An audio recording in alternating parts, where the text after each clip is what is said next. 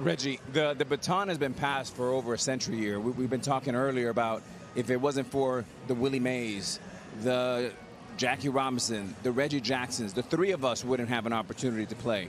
How emotional is it for you to come back to a play that you played with one of the greatest teams around? Alex, when people ask me a question like that, it's like coming back here is not easy. The racism that I played here, when I played here, the difficulty of going through different places where we traveled. Fortunately, I had a manager and I had players on the team that helped me get through it. But I wouldn't wish it on anybody. People said to me today, I spoke, and they said, you think you're a better person? You think you won when you played here in Concord? I said, you know, I would never want to do it again. I walked into restaurants and they would point at me and said, can't eat here. I would go to a hotel and they say, then can't stay here.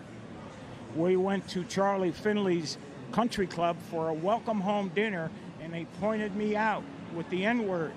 He can't come in here. Finley marched the whole team out. Finally, they let me in there. He said, we're going to go to the diner and eat hamburgers. We'll go where we're wanted.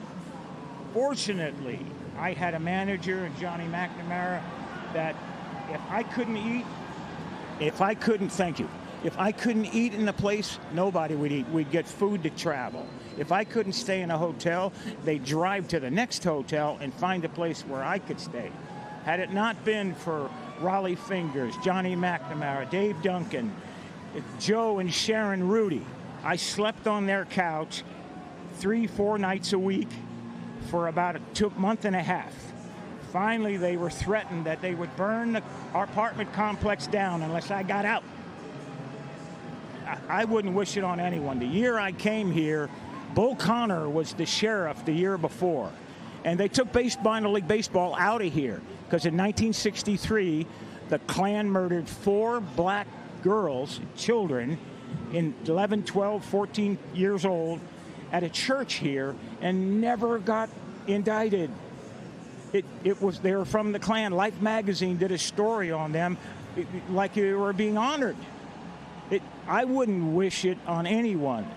At the same time, had it not been for my white friends, had it not been for a white manager, and Rudy, Fingers, and Duncan, and Lee Myers, I would have never made it. I was too physically violent. I was ready to physically fight I'd have got killed here because I'd have beat someone's ass, and you'd have saw me in an oak tree somewhere. Reggie, I can't even imagine. It's awful you had to go through that, but appreciate you sharing the rawness and the honesty of it with our audience. I mean, really, we love you, Reg. Yeah, thank you. Quick history lesson right there. That's a great history lesson. You. Reggie Jackson telling us all about it, preaching. Wow, that's unbelievable. The great Reggie Jackson, the Hall of Famer, joining us here, and we've got more to do. When we return.